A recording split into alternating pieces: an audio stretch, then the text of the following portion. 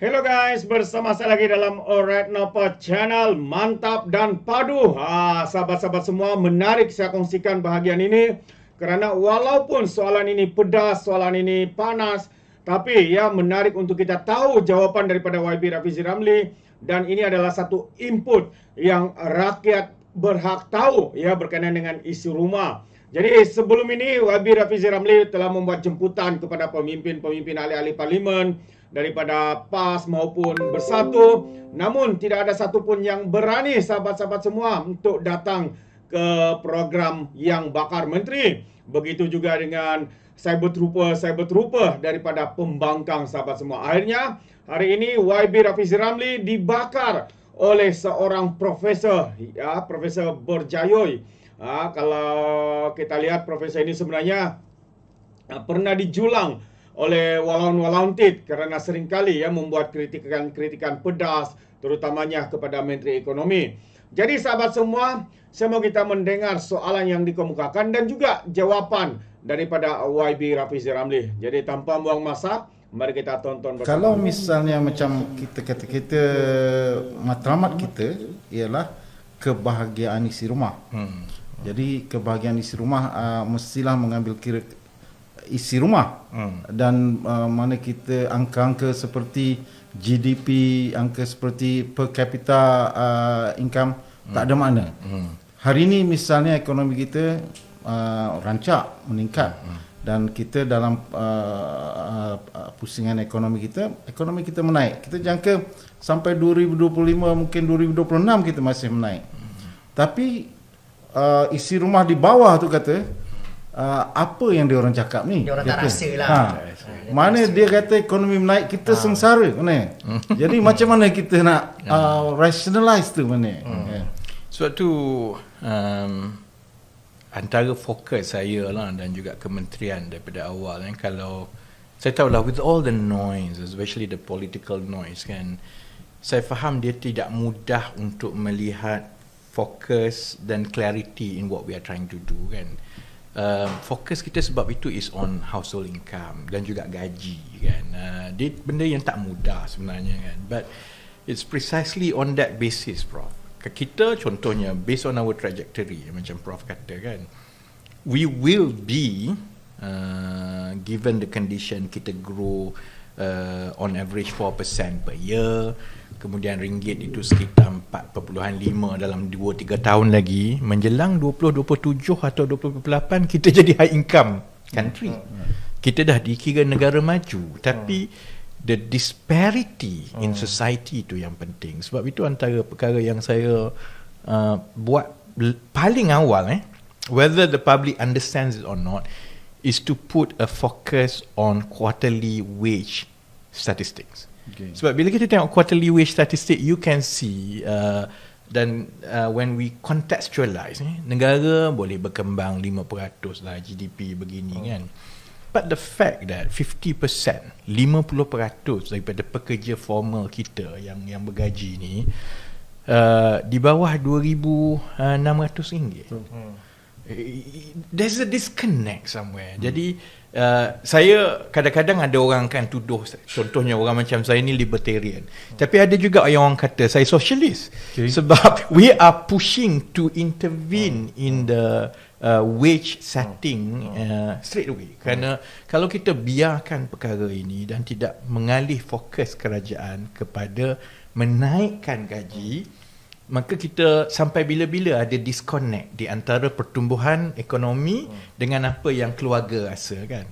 And this takes a lot of work yang juga mendedahkan kami kepada kritikan yang berterusan. Kerana negara kita, and this is where I agree with Prof daripada dulu, because you have been consistent on this.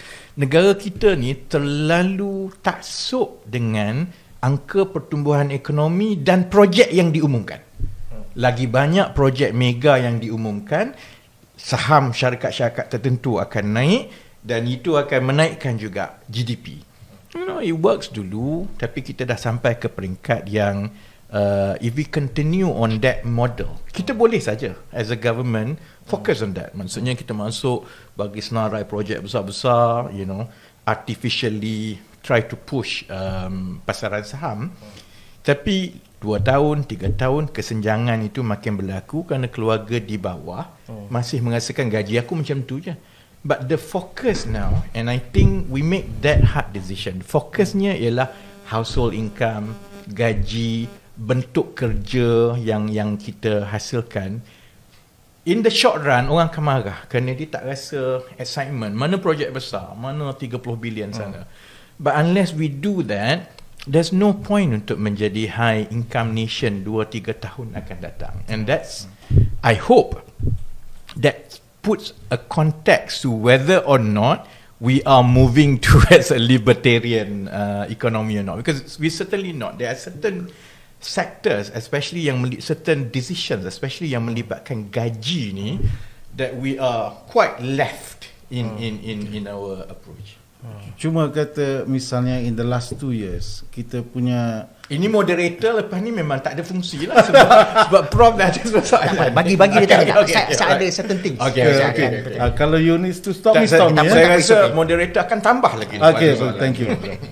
In the last 2 years, productivity of the industry dah naik. Dah naik. Mana kalau kita GDP meningkat.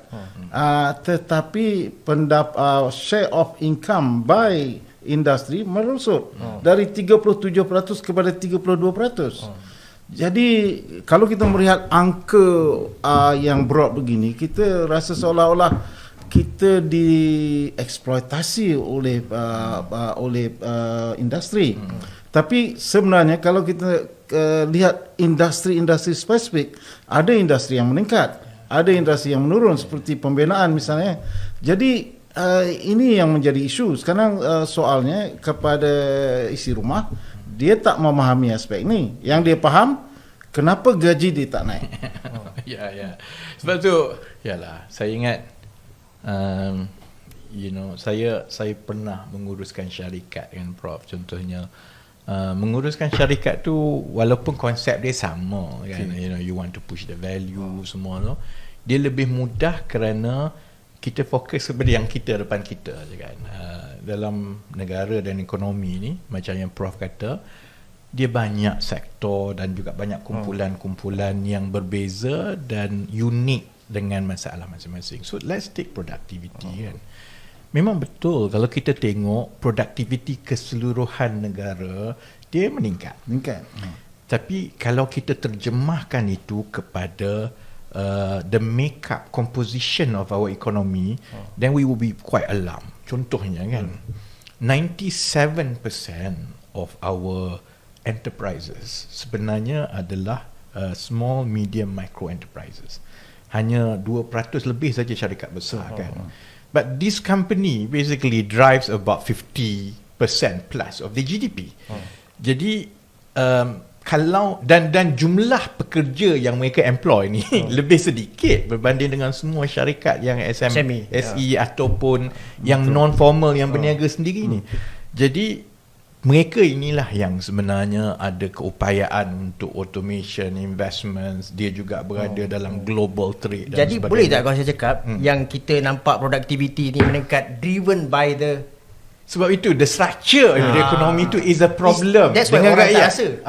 Sebab kita punya cara daripada dulu dan to me I don't think there's too much point untuk blame orang tu ke orang ni. I think kita grow very quickly in the 80s, 90s kan, industrialization kita tu, dan memang pada peringkat itu ialah kita perlukan pelabuhan antarabangsa dan sebagainya. Tapi there was a point yang mana oleh kerana kita tidak menumpukan sangat kepada the bulk of the economy yang melibatkan lebih ramai rakyat kita ni, maka bila sektor yang dikuasai atau digerakkan oleh syarikat besar ni, produktiviti tu banyak disumbangkan oleh mereka. Jadi yang ini memang betul lah, gaji dia meningkat. Itulah juga yang menyebabkan banyak, terutamanya yang golongan muda kita pekerja, dia rasa tersisih. Kerana dia tengok kawan dia gaji umur 25, gaji 5,000 kat sana. Saya kerja kat sini sama-sama graduate ni. Saya kat sini 2,000. Tapi sektor dia tu lain-lain. Jadi Prof, sekarang ni YB Rafizi, Menteri Ekonomi, dia buat intervention. Okey. Dia cakap dia nak baiki benda ni, intervention, direct intervention, progressive wage.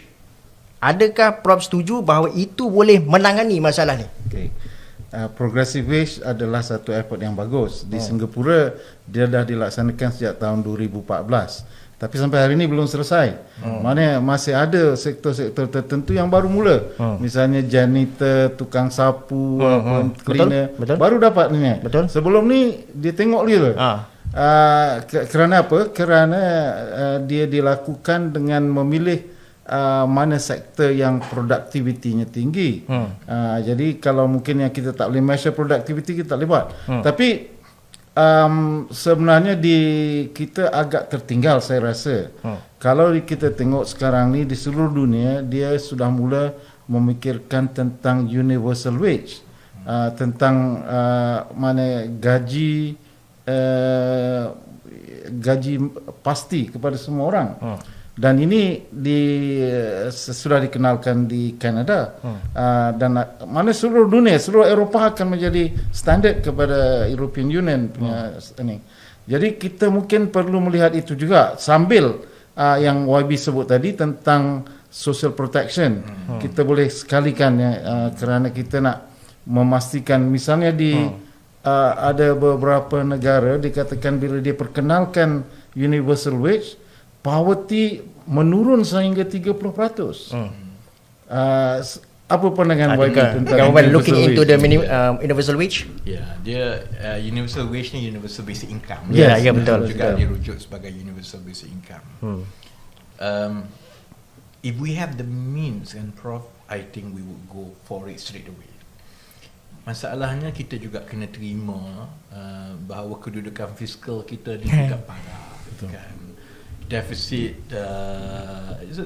kami kena buat pilihan, contohnya is it sustainable untuk kita terus berhutang, bayar subsidi pukal pada masa yang sama bagi basic wage, sementara kita boleh jadi popular sekejap, but it's not sustainable. Malah kebimbangan saya, kalau we continue straight on that basis, we may even destroy the economy kerana kita tak push the right sector to reach a certain productivity level for them to be competitive in the future, kan. Jadi saya ingat yang kita laksanakan sekarang ini ialah secara berperingkat. Sebab itu ialah penyasaran semula subsidi ini adalah langkah yang paling baik untuk kita mula memperkenalkan unsur social protection, which is dia sama comparable dengan universal basic wage, basic income, kan. Cuma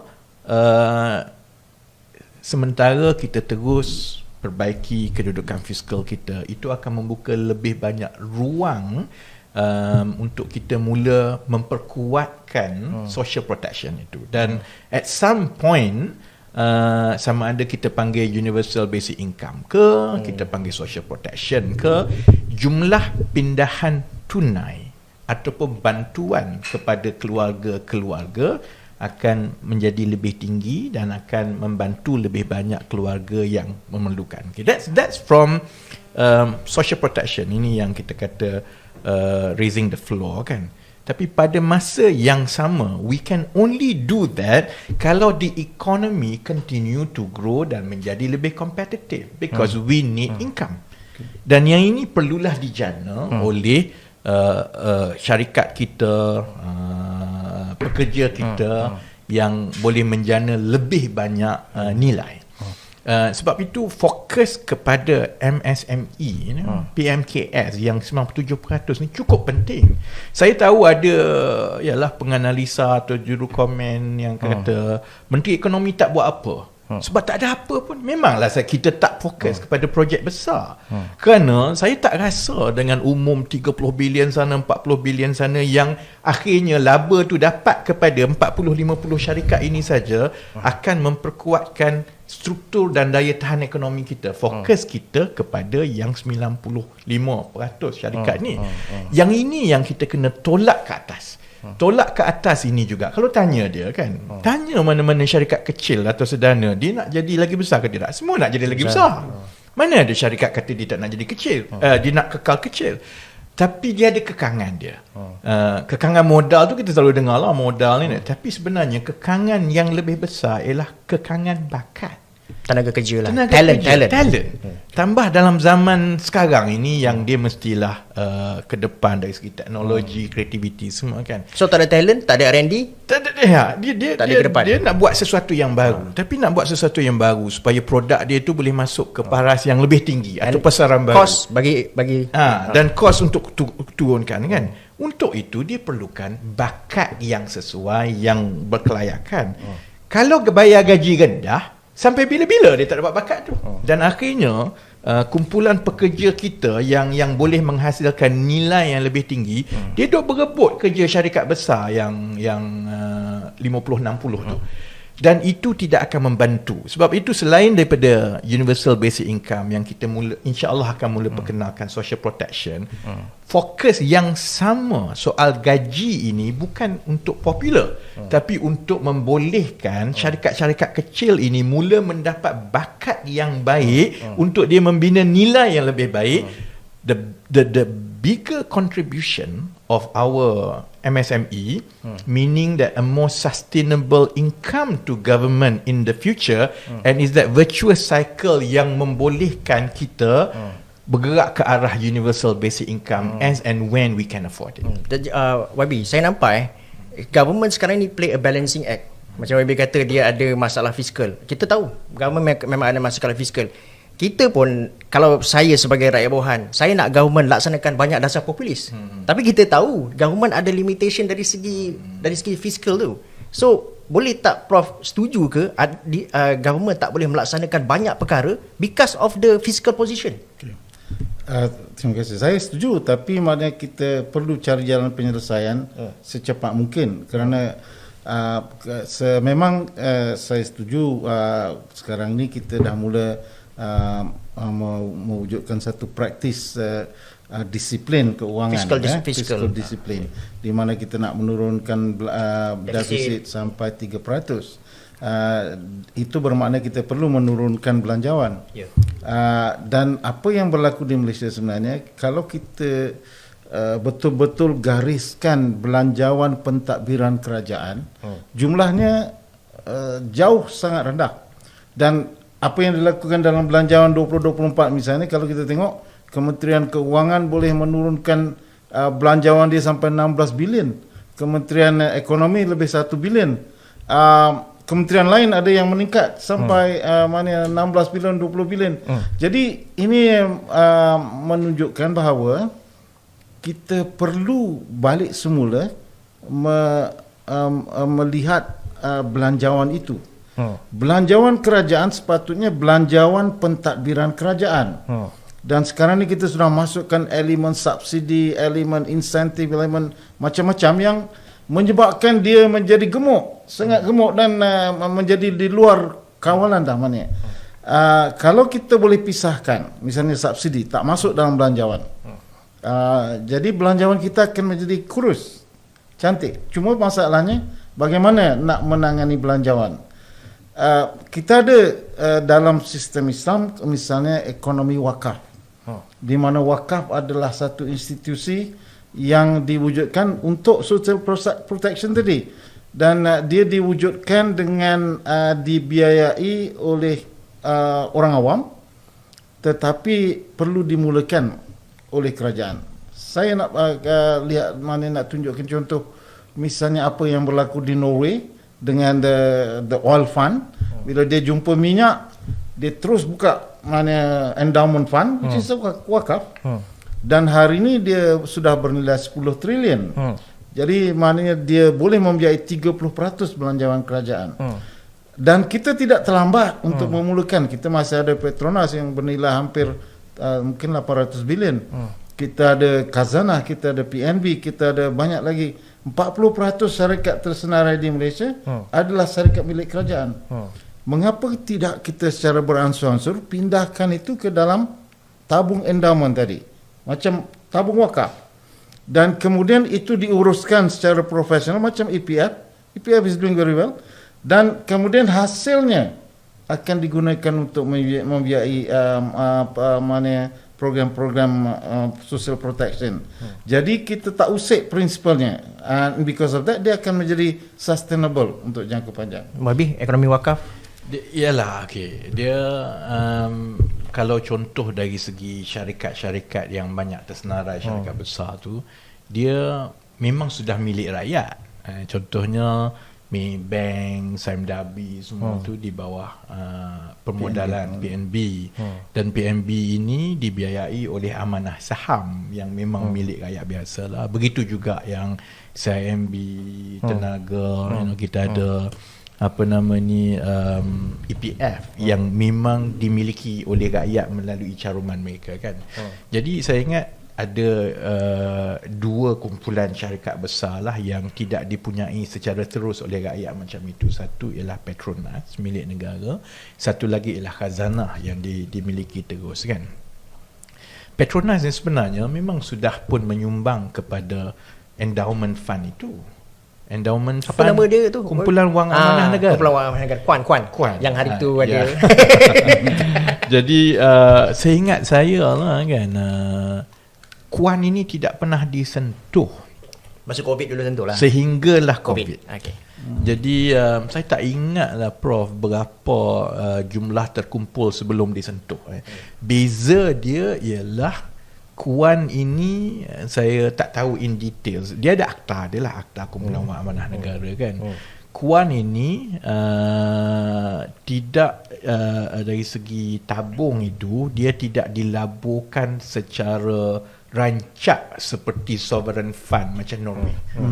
Jadi I think they are extremely conservative sebab dia takutlah dia betul-betul nak jaga kan. Jadi mungkin dari segi itu dia tidak tumbuh dengan dan juga sumbangan daripada hasil oil and gas masuk ke Kuan itu tidaklah sebesar yang Norway buat kan. But I think it did reach up to about 20 billion plus up to 2017 begitulah kan. So mekanisme tu dah ada contohnya kan. Tapi oleh kerana masalah fiskal kita, Balik masalah fiskal kita kan. So you see, to be fair to Petronas, Petronas ada keuntungan sekian-sekian. Dia ikut arahan kerajaan. Nak minta bagi berapa bagilah. Kuan akta tu dah ada. Kuan ni dia tak boleh usik YB. Dia memang gitu je. Saya ingat saya akta Kuan Sebab saya ingat masa dia nak keluarkan masa COVID dulu, dia kena pentang kat parlimen. Dia kena. Tapi sebab masa tu emergency. Kuan ni sangat ketat. Saya mungkin beberapa kerat yang baca akta Kuan, akta Kumpulan Wang Amanah Negara ni kan. Dia very konservatif dan ketat. I think the whole idea masa Kuan tu dibuat ialah untuk set aside dan jangan sentuh. Jangan sentuh lah. So dia ada, tapi oleh kerana itu emergency, dia sentuh lah. The rest tu you know lah, saya tak nak sambung kan. Cuma to be fair to Petronas, let's come back to Petronas kan. Sebenarnya Petronas boleh saja menyumbang dengan lebih banyak kepada Kuan. Kerana Kuan menetapkan berapa sumbangan sekian-sekian mengikut akta kan. Tapi kalau nak letak lebih itu, dia mengikut arahan kerajaan semasa je. Penyumbang utama memang Petronas. Kuan ini untuk hasil petroleum negara. Seingat saya tak pasti sama ada syarikat. Saya tak rasa syarikat lain menyumbang. Dia memang Petronas. Dia letak syarat-syarat dalam Kuan kan. So masalahnya dia berdasarkan juga keputusan kerajaan semasa mengikut kedudukan fiskal. Jadi bila kedudukan fiskalnya you nak kena ambil 40-50 bilion setahun ini, nak korek mana? Nak korek mana? Petronas lah. Jadi dividen yang kalau kedudukan fiskal itu lebih baik, sepatutnya dimasukkan ke dalam Kuan, dia masuk ke poket kerajaan untuk dibelanjakan, yang banyaknya juga untuk menampung subsidi pukal, insentif dan sebagainya lah.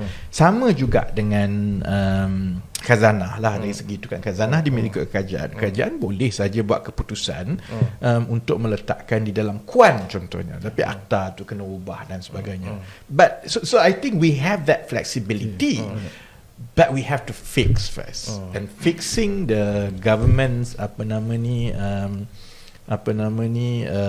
fiscal position is extremely important, and it requires tough decision. Itu satu. Keduanya juga,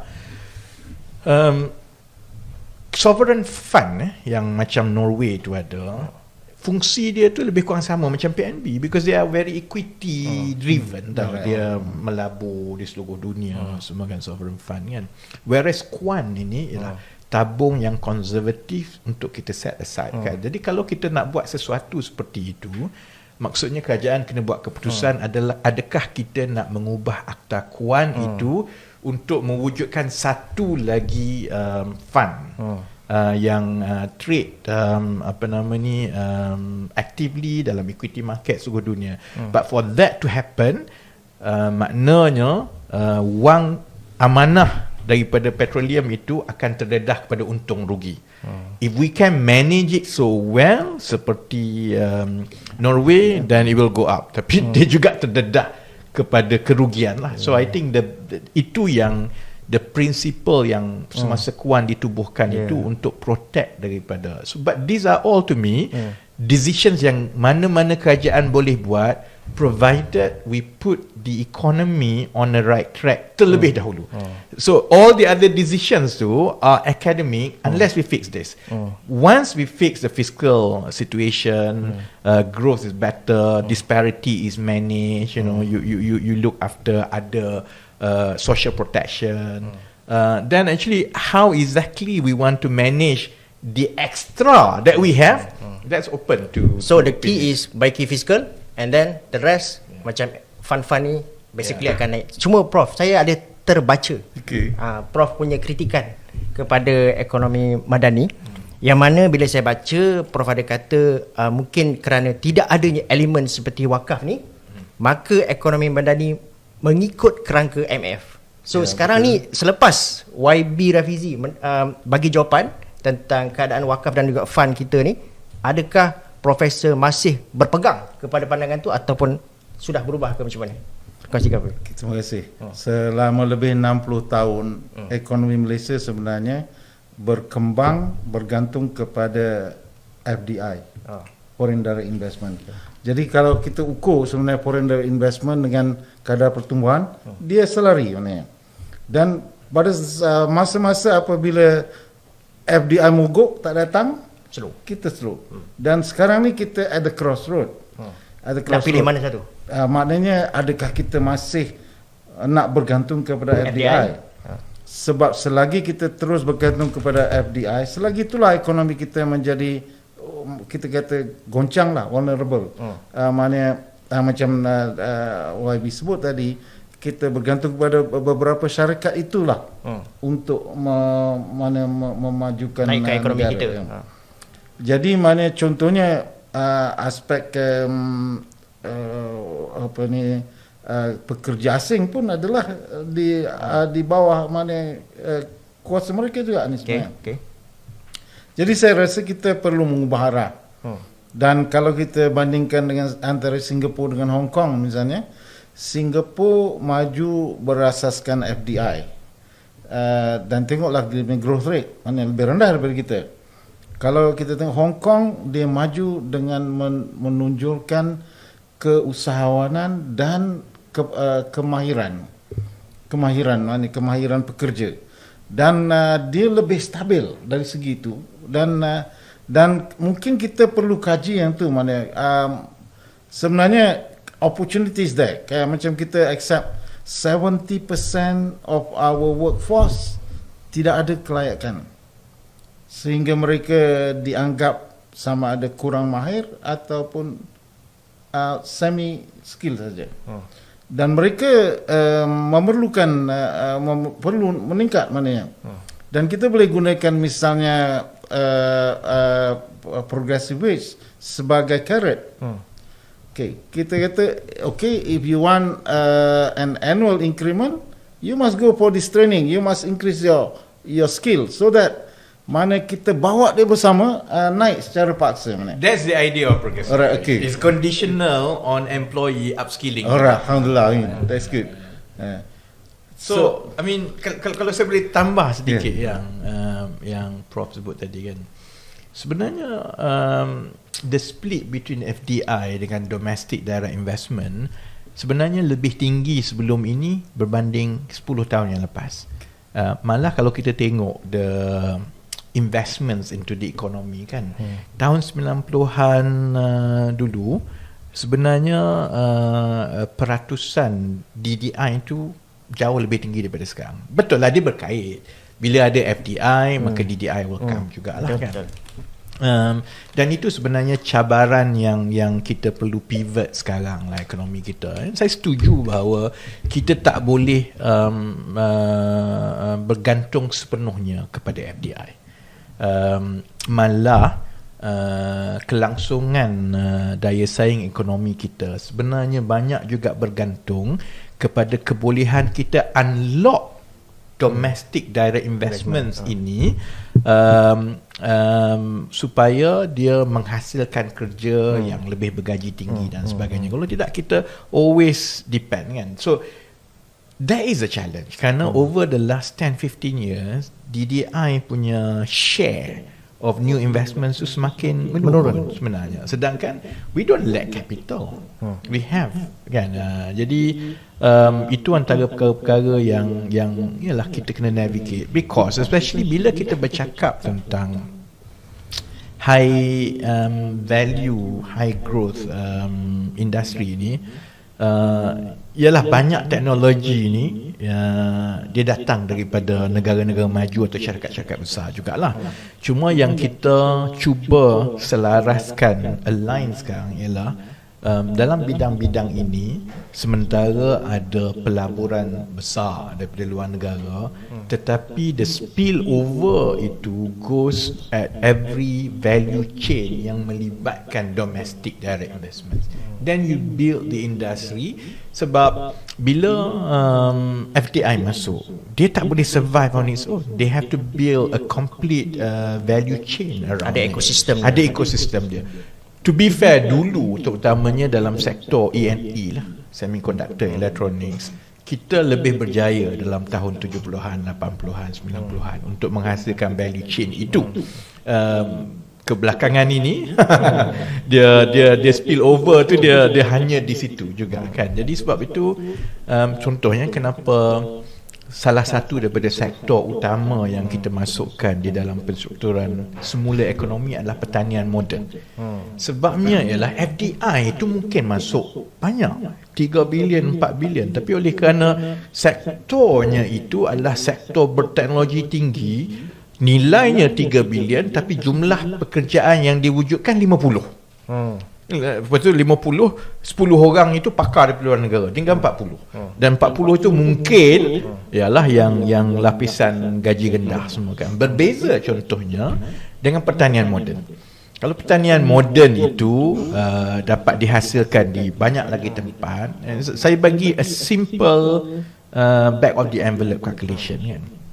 Satu data center bila dia masuk di Malaysia, memang pelaburan dia tinggi kan, 1 bilion. Tapi 50 orang kan tau yang kerja dekat situ. Berbanding contohnya bila kami buat projek rintis Intan di bawah inisiatif Pendapatan Rakyat, kita ambil tanah kerajaan, kemudian kita bina pertanian moden, we make it as a production line kan. Untuk pelaburan yang jauh lebih kecil, untuk tempoh 5 tahun, kos dia 4 juta untuk menyediakan semua. Tapi untuk setiap 2 tahun dia boleh memberi manfaat kepada 200 orang pekerja yang masuk, dan dia akan dapat dalam 2-3 ribu sebulan. So I think balancing that juga penting, supaya kita boleh meningkatkan kembali DDI kita seperti mana sebelum ini pada peringkat yang jauh lebih sihat daripada yang ada sekarang. So YB trying to say that okay, sekarang ni kita nak utilize labor, kita nak utilize more labor, kita boleh pergi kepada sektor pertanian moden. That one kita boleh utilize more labor, tapi dia lebih skill up sikit lah. Yeah, I mean it's like sektor pertanian.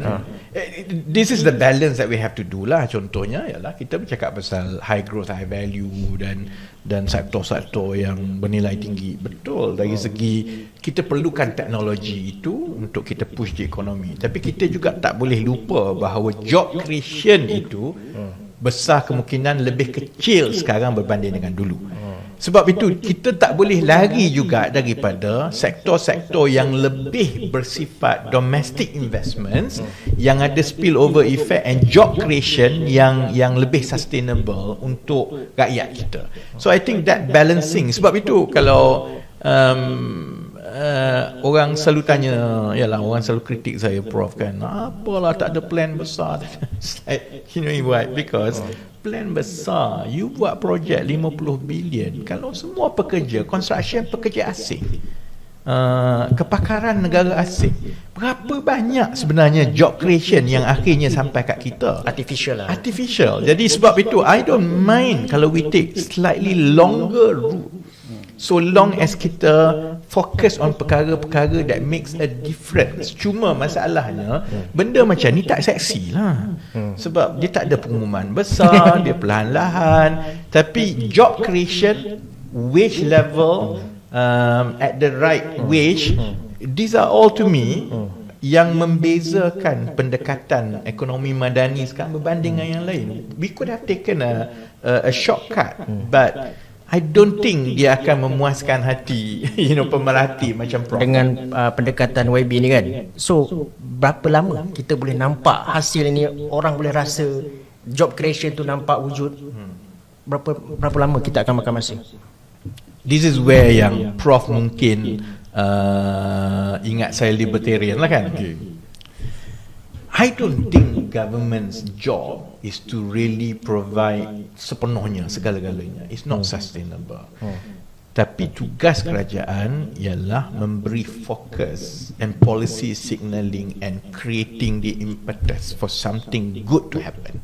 So contohnya kalau untuk orang yang susah, okay, kita ada social protection semua kan. Untuk job creation, untuk industri, it is important to provide the infrastructure awal-awal itu, the investment awal-awal itu, untuk close the feasibility punya kan. So kalau ambil pertanian moden kan, kita ada sasaran kita lah, berapa banyak pekerjaan dalam pertanian moden yang diusahakan oleh Kementerian Ekonomi menjelang tahun 2026. I think we are looking at 20,000 job creation. Dengan bajet yang jauh lagi kecil daripada yang projek-projek lain kan. Once kita dah ada sedikit magnitude tertentu dari segi ekosistemnya, dari segi service providernya, dari segi value chainnya kan, itu akan lower down the barrier to entry cost kepada sektor-sektor swasta. Sekarang ini contohnya, kalau nak suruh buat pertanian moden, orang swasta kata tanah banyak ni, ini gini sekian. Memang dia kata tak untung lah, baik aku pergi buat benda lain. But as you create the magnitude kan, so the initial 20,000 job creation yang kita berharap kita dapat capai menjelang 2026, itu akan jadi catalyst kepada private sector to comes in. And there will be an inflection point yang mana is actually doable, is financially and commercially doable. Then the number will grow by itself kan. Kalau contohnya kerajaan tak ada fokus kepada pertanian moden, job creation macam ini kan, sampai bila-bila dia tak ada. Tapi kalau nak mengharapkan kata semua ni juga kerajaan buat pun tak boleh. I mean, take for example palm oil. Kita 60-70 kan, kita buka negara kita tumpu buka felda semua, dan penokar awal tu hidup susah. By now the palm oil industry bukan majoritinya felda, majoritinya private sector. But the whole focus of the 60s and 70s to create the industry and the value chain and added service to bring down the cost of everything, itu membolehkan private sector to start coming in, and they're coming big sampai kita menjadi where we are now lah. So that's my view about what is government's role in the business lah. Don't go all the way sampai you run the economy. So you nak scale up dulu di sektor. Terbaik sahabat-sahabat semua. Itu dia antara pendedahan ataupun pencerahan ya yang memang padu ya daripada YB Rafizi Ramli. Saya tidak pasti kalau walaun-walaunti, lebay-lebay, geng sapu bersih mengerti ataupun memahami ya dengan pencerahan penerangan yang diberikan oleh YB Rafizi Ramli ini dengan soalan-soalan yang begitu panas, dengan kritikan yang begitu panas. Sebenarnya ini menunjuk arah tuju kerajaan sebenarnya. Tidak ada guna kita dapat melihat bangunan yang mega, projek-projek mega dibangunkan kalau rakyatnya itu masih memiliki pendapatan yang rendah.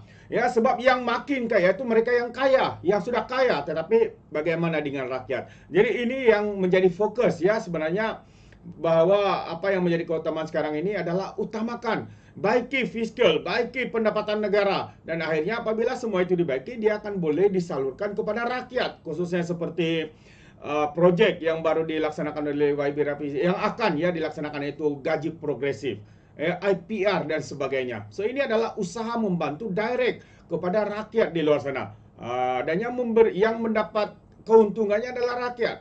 Rakyat boleh dinaikkan kuasa beli mereka dengan perkara-perkara seperti ini. Tapi kalau hanya mengharapkan projek-projek mega, jambatan paling tinggi, bangunan paling tinggi, jambatan paling panjang, kapal besar dan sebagainya, tapi ia tidak menjurus kepada keuntungan untuk rakyat, sebaliknya bagi saya itu juga tidak memberi kebaikan. Ya, walaupun baik untuk negara, tapi seharusnya dia kena seimbang ya, untuk tingkatkan kuasa beli rakyat, tingkatkan pendapatan negara dan sebaliknya dan sebagainya. Jadi itu sedikit tambahan daripada saya, sahabat semua. Memang menarik satu perbincangan diskusi yang begitu baik, walaupun soalannya itu agak panas secara direct kepada YB Rafizi Ramli, dijawab tenang oleh YB terbaik. Ya, jadi terima kasih sahabat semua. Sekiranya Anda memberikan sebarang komentar berkaitan dengan isu ini, Anda boleh berikan di dalam ruangan komen. Jadi terima kasih, sampai di sini saja. Izinkan saya untuk mengundurkan diri, dan seperti biasa peribahasa mengatakan, tapapun kangkap, 2 tahun keinginan dalam bahasa Melayunya, tepuk dada, tanya selera. Sekian saya daripada Alright Channel. Saya kita berjumpa lagi. Bye-bye.